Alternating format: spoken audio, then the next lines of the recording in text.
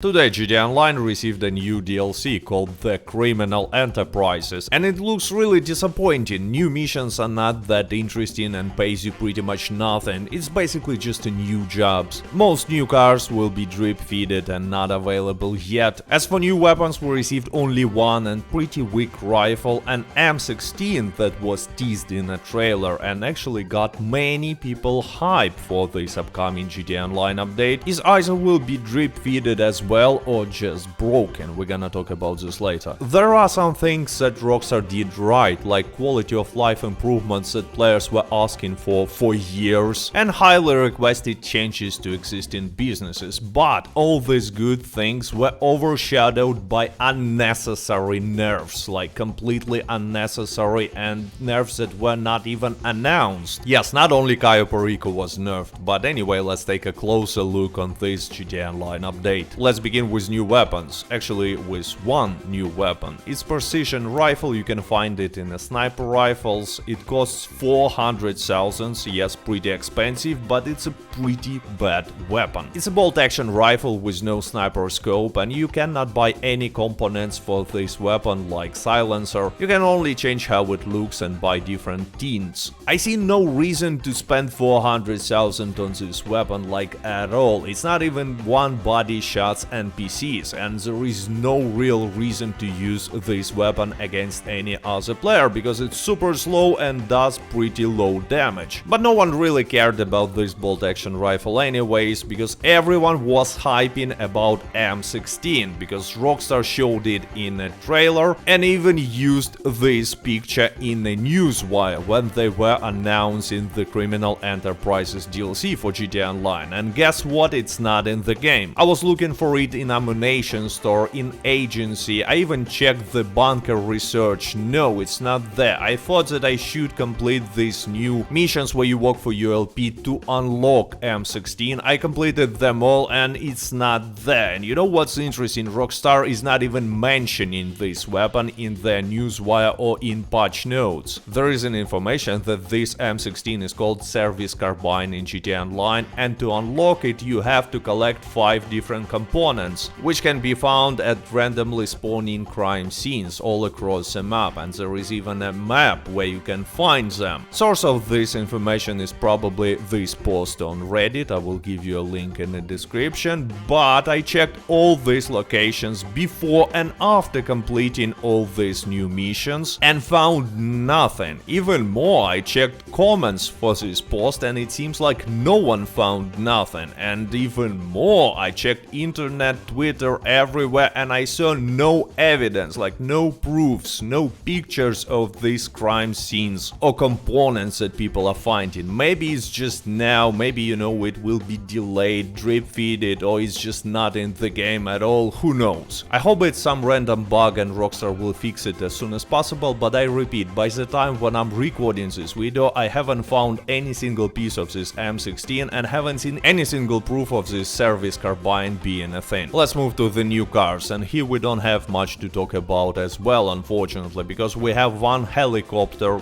Conada. It's really overpriced. Even with trade price that can be unlocked by completing new missions, you can buy it for $1.8 million, which is too much for such helicopter in my opinion. By the way, in the last of these missions where you work for EIA, you can try this helicopter and see if you like it. Anyway, there are 4 new cars in a legendary motorsport, all not cheap, so I guess I will wait for discounts. And by the way, for new Obey Omnis you can use Imani Tech. Also you can use Imani Tech for new Bravada Greenwood. It's extremely overpriced old car, like $1 million for this. Next vehicles will be added to the game via drip feed in the future. I took the list from Reddit. And by the way, do you remember news about auto showrooms where you can test different vehicles? Again, they're not opened yet and will be drip feeded someday in the future. Now let's talk about quality of life upgrades. There are a lot of them, but 5 are most important in my opinion. First of all, business content including sell missions now can be accessed in private sessions. It's something that players were asking for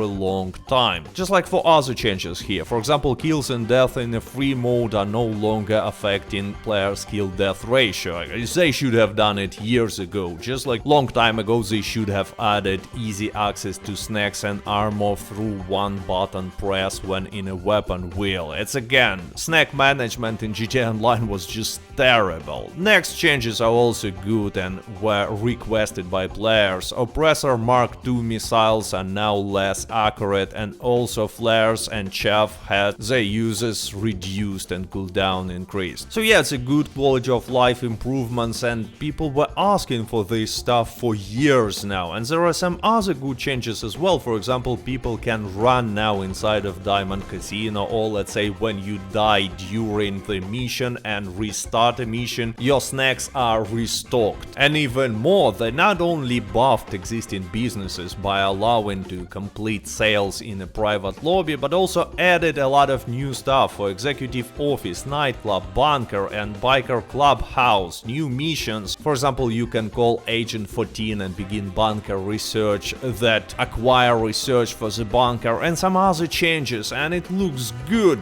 But there is one big problem. Rockstar decided to make some unnecessary nerfs as well. And I'm not talking about Cayo Perico nerf here, that according to Rockstar's newswire should have a 72 in-game hour cooldown if you complete it solo, which in real life is like 144 minutes. It's not a big deal, and also when you get the highly valuable main target, you will not have this main target for 72 hours, but the value of secondary targets will be increased. It's a small nerf. I'm talking about big nerf that they did and never announced actually. That's why I hope that it's just a mistake, some sort of a bug that will be fixed. Because first of all, Payphone hits now pay you only 50,000 instead of 85,000 when you complete it with, you know, additional requirement. And I have no idea why they decided to nerf this activity. Payphone hits are pretty fun, it's one of the most interesting content in GTA Online in my opinion, and it pays well, but not like insane amount of money. You're not gonna get rich with Payphone hits unless there are some double payouts, because they have a pretty significant cooldown. But there is another unannounced and unexpected nerf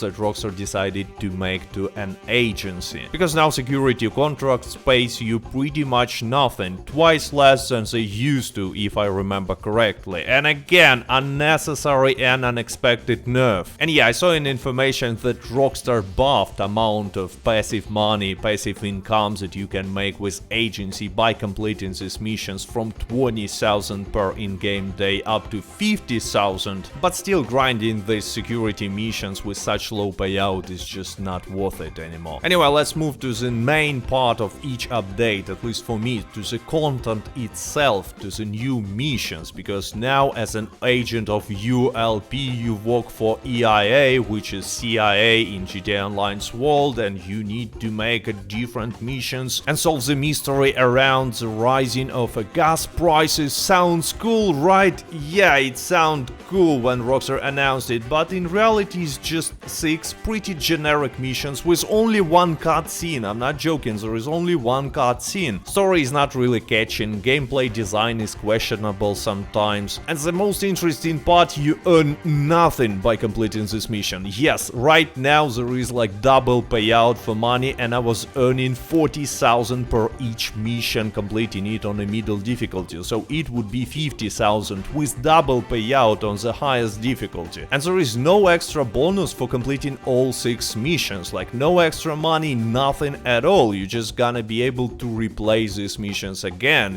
I don't know why would you do that actually. I hope it's some bug and it will be fixed later, and there will be at least some bonus for completing this story for the first time. But as for now, I received no extra money, and I checked internet, other players are also saying that there was no extra payouts. So basically we just received another job that no one will ever replay unless there will be like triple payouts, and even then it's gonna be questionable. And that's why I compared this update to Blood Money update in Red Dead Online. We expected a lot. Rockstar basically promised quite a lot with, high stakes robberies and stuff like that, but what we received is just another stranger missions in Red Dead Online, and here we received another job, like no one really cares about it. It's not even a content, and yes, in Red Dead Online there were much more interesting missions in Blood Money update. I hate to say it, but there were much more missions, different missions in that update, but there were no good quality of life improvements. In this GTA Online update there are a lot of quality of life improvements, that's why this update is like not a complete failure. But except for quality of life improvements there is nothing, no reason for people to reinstall the game, to be honest. But it's just my point of view on this Criminal Enterprises DLC in GTA Online. Let me know in the comments what do you think about this update, if you tried it, if you planning on trying it. And yeah, by the way, Cayo Perico is still the best money making method, so check my solo guides for this heist. And as always, I hope you enjoyed this video. Stay safe, stay healthy, goodbye.